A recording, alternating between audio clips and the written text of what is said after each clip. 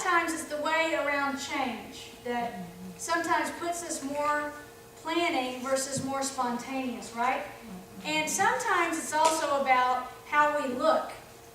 If we haven't planned it and it doesn't go right, then how did we look to other people? And that's why some people are over here more and some people are over here more. Because in some people's roles, it doesn't matter how it looks. We just got to get the job done, right? It's about the spontaneity of making sure that we can do something versus over here, we want to make sure that it's done right, and we want to do it in the best that we can. Now, that's not always, but I think it's fun to see y'all are split room on where you are with one versus the other. Okay, one more for you. Let's see if I can really shake you up. Yeah. Okay, here we go. Facing my weaknesses, relying on my strengths. Facing my weaknesses, relying on my strengths. You got to really think about this one. Facing weaknesses, relying on strengths. Who are my facing weaknesses people? Okay? Who are relying on strengths? All right. And you know what's interesting is the older I get, I got through school and college and all of that relying on my strengths. That's all I did. But the older I get, I'm facing my weaknesses. Okay. Because I have to, you know, it's like I am spontaneous, but I do have to be a good teacher by being organized and doing everything the right way. Then that creates like It stress. changes. I don't know, trying to try 5 years older than me or so. Yeah. I think I had to face my weaknesses before I became strong, or I need to be strong. I had to be strong enough to face those weaknesses. That's a good point. In my consulting with individuals who have trouble feeling good about what they do,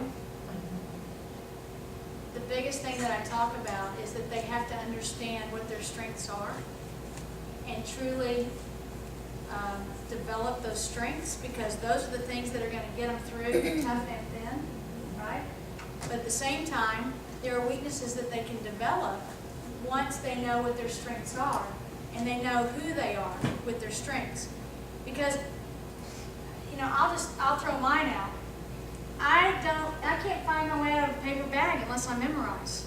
I mean, my parents were always worried when I go out in the car if I'd ever come home.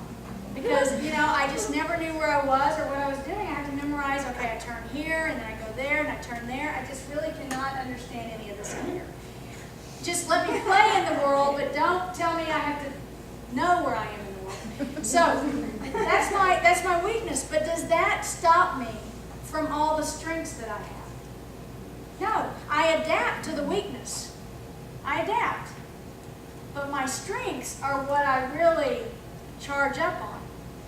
So I think, you know, to me, yes, we have weaknesses, and we go, yep, that's a weakness of mine, and I work on it, but, you know, just let me play out there. Don't make me know where I am. That's okay. Somebody else will. I just need somebody with me that knows where they are. And then we're all good, right? And that's the deal, is just figure it out. Adapt with it. But your strengths are powerful tools for you, and that's what you need to remember. I think when I say weakness, Yeah. I'm always on constant, whenever I'm doing something, I'm always on like a self-evolutionary thing. Okay. So what I view as like, say, a weakness of mine, like if I almost don't look at it necessarily as like being like weak, I look at it as like a chance for me to like, or to basically, How about growth? it's almost like a self-evaluation all the time. Yep. You're growing. Always doing, and it's sort of how I walk through life. Yeah. Very conscious living Yeah. of myself, Yep. taking stock of what I'm doing, what I'm saying, what I'm Yep. thinking, what I'm And feeling. that can change, yeah, as you Yeah. move through.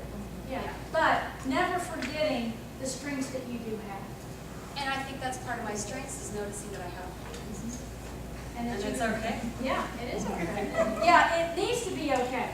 Because when people don't see their weaknesses as this is just part of who I am, but it doesn't take away from what I can do. If you don't see it that way, then you got problems. I think it's great to use your strengths on a daily basis, but if you just rely on them and like deny that you have weaknesses, then you don't grow as a person. That's true. You just do, everything you do all at the same time, and then your weaknesses here that you don't say. I mean, yeah, like you say, it doesn't have to be weaknesses. I mean, you can just, the things that you haven't be exposed to Yep. or experience, and then you have to get exposed and get experience them. Mhm. The other people might be their strength. You just have to work on it if you want to. I totally agree. I think the point I'm trying to make, and I think y'all are getting it, but I just want to make sure, is that our strengths are what make us. Okay, that's who we really are. And we bring certain strengths to the table that really help people grow. Because we bring a piece to that is just right on, right? And to dwell on weaknesses is not good. Because what that does is it starts bringing us down as a person because we're not highlighting the things that make us who we are, but instead we dwell on these things that are making us weak. And if Superman only concentrated on what made him fall apart, that would be a problem, wouldn't it?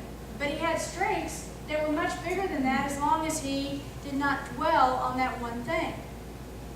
Let the strengths be who he is and work on the things, but don't focus on those things, saying, well, I don't have these strengths. I'm weak in these areas, so I'm not a good teacher. That's not right. You are a good teacher. We all have Good to weaknesses. know. Teachers are okay. Yeah, you're all good. I mean, you're great teachers. We all have weaknesses. That doesn't mean we're not great teachers because we have weaknesses. And that's the point I'm trying to make, is that we strengthen what we can, but we work around our biggest nucleus of the strengths that we have. And we want to make sure that we highlight those. We're not comfortable in life if we're not at least doing our strengths on a regular basis, right? We're not comfortable. And to be uncomfortable all the time because we're always trying to focus on the things we can't do, y'all, if I tried to focus on north, south, east, and west all my life and that's all I focused on, I would not be standing here today. I'd still be out there trying to figure out which way I was going. And that's not a good place to be, right? You accept it, you work around it, you adapt it, but you work within the strongest person that you are, because that's what makes you the great teacher. It's what brings you to this table. Okay?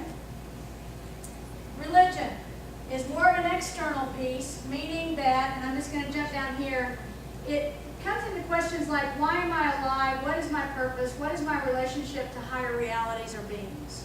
Okay, that's where Finland comes from with a religion standpoint. And they say that Christianity, Judaism, Islam religions are the three major religions in the world, and build structures, organizations around that for groups of believers who also have beliefs. Okay, that's kind of the religious context that Finland came from. On the other hand, from an ethics perspective, we have the word ethos, which means to do what is right. To act unethically is to do what is wrong. Standards of right and wrong may vary by country, right? All countries do things differently. And then it can be defined as the study and practice of morality that influences the beliefs and actions of individuals, communities, and societies. And as I told you earlier, what we have all seen through our educational growth in kids today is that this is being highly influenced in the wrong direction. We have learning being stagnant because there's not enough discipline in the room to create an environment for learning to take place, along with not enough movement in order for kids to be sponges that they're supposed to be to take in the material they're supposed to have. Okay? So we've talked about stuff like this with the ethics part, but if you were talking to a child or asking a child to think about something, you might ask them, what would you do if a lady dropped her wallet and walked away because she didn't notice it? And at the same time, what would you do if you really wanted a candy bar but didn't have any money to pay for it? So those two things happen, or in your thoughts simultaneously, right, as a child. What would that child do? Now think about the kids that you work with. What would they do? They needed money to go buy, because what their main thing is, I want a candy bar. I need $1. There's a billfold. What do you think your kids would do? Interesting dilemma, right? To see what your kids would do. You could even do a little test. Drop a wallet on the ground, little dollar bill hanging out. See what kids would do. It would be an interesting little test. But these kinds of dilemmas are things that we can teach with our kids in what we do. And I think from talking to Paula, these are things that y'all already do in some of the activities that you do in classes. But trying to build on those and making sure that you're giving them different situations and scenarios to help build their moral compass again, or ethical compass as they move through. These are contributors of poor academic achievement. This is in the research. It's been shown over and over and over again that these different things contribute to poor academic achievement. What contributes to higher academic achievement? These things.